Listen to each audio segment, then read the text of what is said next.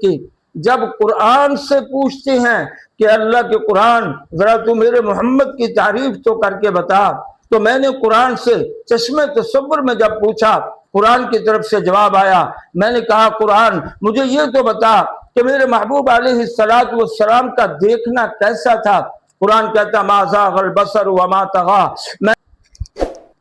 الحمدللہ وحدہ والصلاة والسلام علی من لا نبی بعدہ، اما بعد فاعوذ باللہ من الشیطان الرجیم، بسم اللہ الرحمن الرحیم، وما ارسلناک الا رحمتا للعالمین، صدق اللہ مولانا العظیم وبلغنا وصدق رسولہ النبی الامی الکریم، ونحن علی ذلک لمن الشاہدین والشاکرین والحمدللہ رب العالمین۔ اللہم صلی علی روضۃ محمد فی الریاض، وصلی علی بلد محمد فی البلاد، وصلی علی جسد محمد فی الاجساد، وصلی علی روح محمد فی الارواح۔ اللہم صلی وسلم دائما ابدا علی حبیبک خیر الخلق کلہم۔ سامعین و ناظرین محترم، آج کی گفتگو بہت نکات بڑی ہرکریزی سے میں نے جمع کیے ہیں۔ میں یہ نہیں کہا کرتا کہ اس ویڈیو کو آگے چلاؤ پھیلاؤ، لیکن آج کی ویڈیو کے متعلق اور آج کے بیان کے متعلق میں دستبستہ یہ عرض کر رہا ہوں کہ جو بھی حضرت رسول پاک صلی اللہ علیہ وسلم سے محبت رکھنے والا ہے وہ اس ویڈیو کو آگے ضرور چلائے، اس لیے کہ اس میں عشق و محبت سے ڈوبی ہوئی گفتگو ہوگی انشاءاللہ۔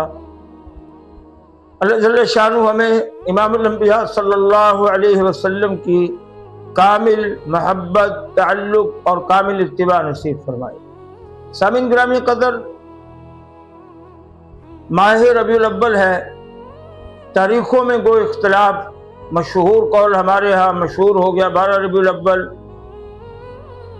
تو 12 ربیع الاول سوموار کا دن، پیر کا دن، صبح صادق کا وقت، مکہ مکرمہ کی دھرتی پہ آمنہ کے لال، محبوب کبریا، امام الانبیاء، احمد مجتبیٰ، حضرت محمد مصطفیٰ صلی اللہ علیہ وآلہ وصحبہ وسلم اس دنیا میں تشریف لاتے ہیں اپنے وجود اقدس و اطہر کے ساتھ۔ امام الانبیاء صلی اللہ علیہ وسلم کی تشریف آوری کا وقت کیا کچھ ہوا، یہ ایک الگ گفتگو، الگ ٹاپک ہے، اس پہ انشاءاللہ گفتگو کریں گے۔ اس وقت امام الانبیاء صلی اللہ علیہ وسلم کی تشریف آوری کس شان سے ہوئی، یہ بات عرض کرنی ہے۔ سب سے پہلی بات اس میں کہ اللہ تعالی جل شانہ نے جب اپنے محبوب کو دنیا میں مبعوث فرمانا چاہا تو اس شان سے بھیجا کہ ایک گلدستہ تیار کروایا اور فرشتوں کو حکم ہوا کہ گلدستہ بناؤ اور اس گلدستے کا نام رکھنا ہے محمد صلی اللہ علیہ وسلم۔ یہ اتنا حسین، اتنا پیارا گلدستہ کہ اللہ تعالی جل شانہ نے اس گلدستہ محمد کے اندر حضرت آدم علیہ نبینا علیہ السلام کی انابت والا پھول بھی رکھا۔ اللہ تعالی جل شانہ نے حضرت شیس علیہ السلام کی معرفت کا پھول رکھا۔ اللہ تعالی جل شانہ نے حضرت دانیال علیہ السلام کی محبت کا پھول سجایا۔ اللہ تعالی جل شانہ نے حضرت سلیمان علیہ السلام کی شان و شوکت، دبدبہ اور سلطنت کا پھول سجایا۔ اللہ تعالی جل شانہ نے حضرت نوح علیہ السلام کی دعوت و تبلیغ کے جوش و بلبلے کا پھول سجایا۔ اللہ تعالی جل شانہ نے حضرت ابراہیم خلیل اللہ علیہ السلام کے جوش توحید کا پھول کھلایا۔ اللہ تعالی جل شانہ نے حضرت ادریس علیہ السلام کی رفعت و بلندیوں کی عظمت کا پھول اس گلدستے میں سجایا۔ اللہ تعالی جل شانہ نے حضرت اسماعیل علیہ نبینا علیہ السلام کی زبان دانی کا پھول اس گلدستے میں لگایا۔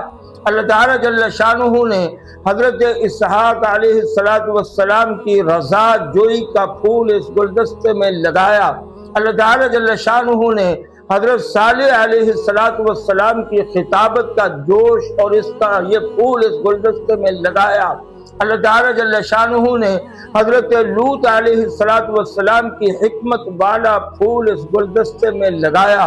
اللہ تعالیٰ جل شانہ نے حضرت یعقوب علیہ السلام کی گریہ و زاری کا پھول اس گلدستے میں سجایا۔ اللہ تعالیٰ جل شانہ نے حضرت موسیٰ علیہ السلام کے کمالات کا پھول اس گلدستے میں لگایا۔ اللہ تعالیٰ جل شانہ نے حضرت ایوب علیہ السلام کے صبر کا پھول اس گلدستے میں لگایا۔ اللہ تعالیٰ جل شانہ نے حضرت یونس علیہ السلام کی اطاعت کا پھول اس گلدستے میں لگایا۔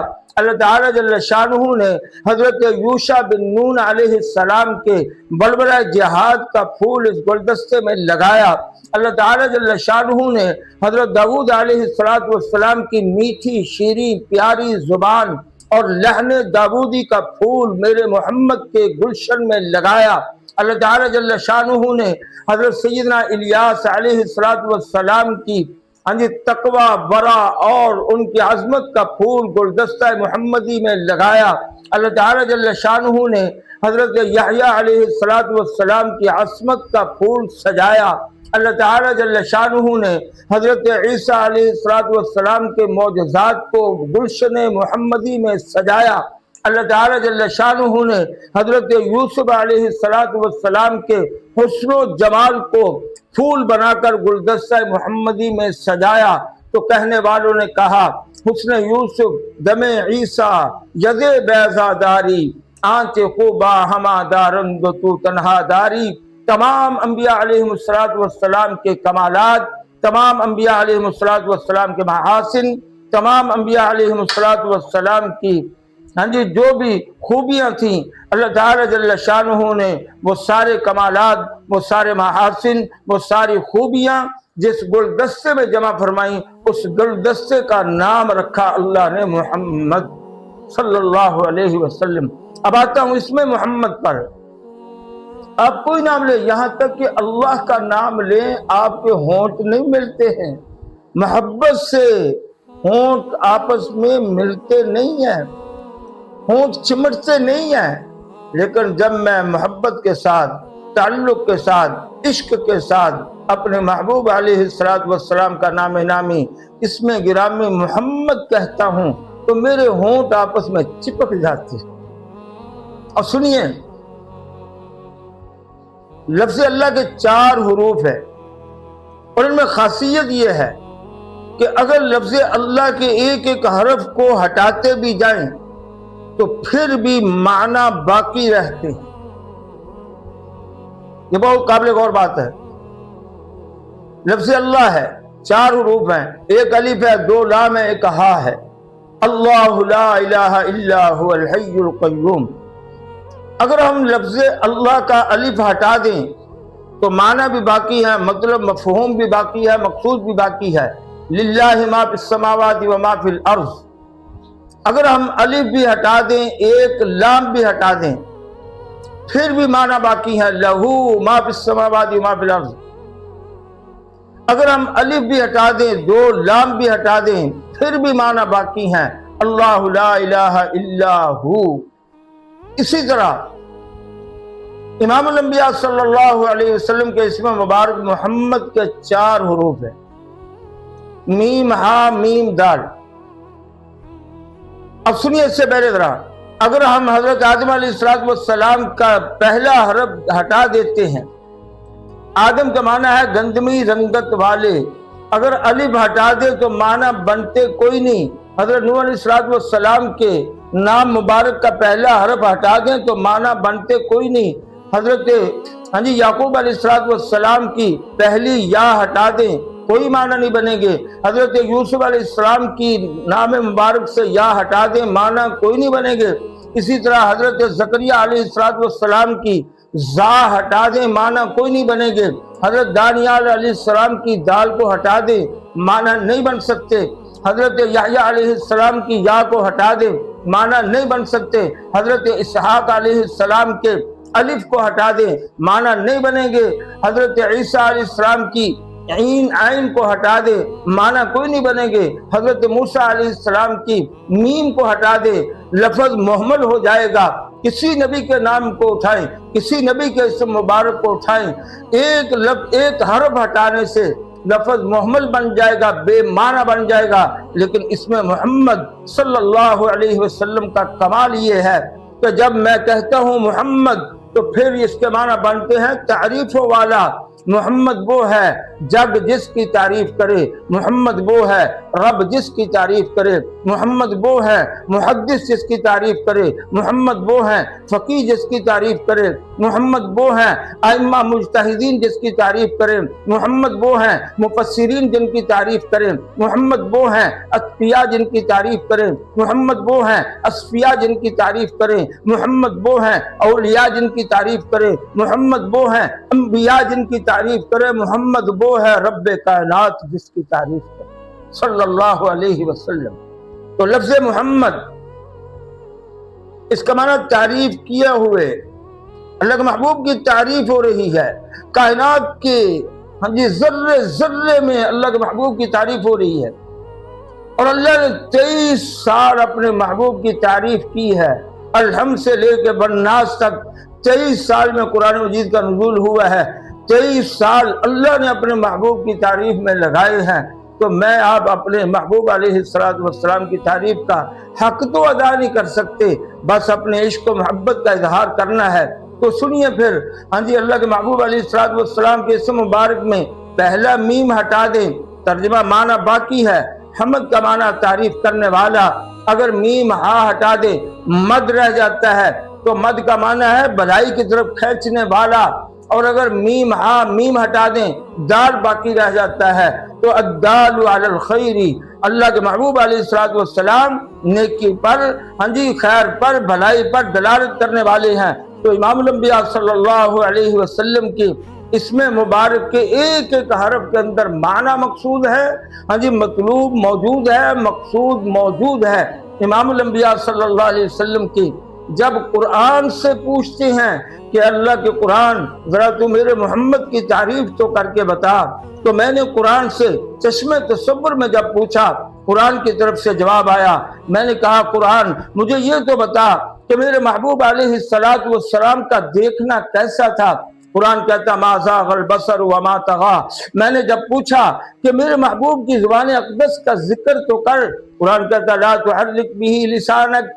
میں نے کہا میرے محبوب علیہ السلام کے ہونٹوں کا ذکر تو کر, قرآن نے کہا وَلِسَانٌ وَشَفَتَيْن. میں نے جب کہا قرآن سے کہ مجھے میرے محبوب علیہ السلام کے دست مبارک کا ذکر تو بتلا ذرا, قرآن نے کہا وَمَا رَمَيْتَ إِذْ رَمَيْتَ وَلَكِنَّ اللَّهَ رَمَى. میں نے کہا قرآن مجھے میرے محبوب علیہ السلام کے قلب اطہر کے متعلق تو بتلا, تو قرآن نے کہا مَا كَذَبَ الْفُؤَادُ مَا رَأَى. میں نے کہا میرے محبوب کے سینہ اطہر کے بارے میں تو بتلا, قرآن نے کہا لم نشرح لك صدرك. میں نے کہا میرے محبوب کی گفتگو کیسی تھی, قرآن بولا وما ينطق عن الهوى ان هو الا وحی یوحى. جب میں نے قرآن سے پوچھا کہ مجھے یہ تو بتلا کہ میرے محبوب علیہ السلام کا لباس کیسا تھا, قرآن نے کہا وثیابک فطہر. میں نے قرآن سے پوچھا کہ میرے محبوب علیہ السلام کی کالی کملی کے بارے میں تو بتلا, قرآن نے کہا یا ایھا المزمل یا ایھا المدثر. جب میں نے قرآن سے پوچھا کہ میرے محبوب کی آمد کس شان سے ہوئی, قرآن نے کہا محمد الرسول اللہ. پھر میں نے پوچھا کہ میرے محبوب کا بچپن کیا تھا, قرآن نے کہا لم یجدک یتیما فآوی.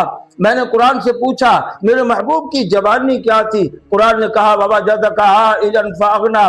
پھر میں نے قرآن سے پوچھا کہ میرے محبوب کے صحابہ کے بارے میں تو بتلاؤ, قرآن نے کہا والذین معہ اشداء علی الکفار. ذرا میرے محبوب کے صحابہ کی بہادری تو بتلاؤ, قرآن نے کہا اشداء علی الکفار. جب میں نے قرآن سے پوچھا کہ میرے محبوب کی نرم مزاجی کیسی تھی, قرآن کہنے لگا فبما رحمت من اللہ لنت لهم ولو كنت فظا غلیظ القلب لانفضوا من حولک. پھر میں نے قرآن سے پوچھا کہ میرے نبی کی محنت, میرے نبی کی فکر, میرے نبی کی قرن, میرے نبی کا اجتہاد کیا تھا, تو قرآن نے کہا النبی اولا بالمؤمنین من انفسہم، میں نے پھر قرآن سے پوچھا میرے نبی کی اطاعت کیا ہے؟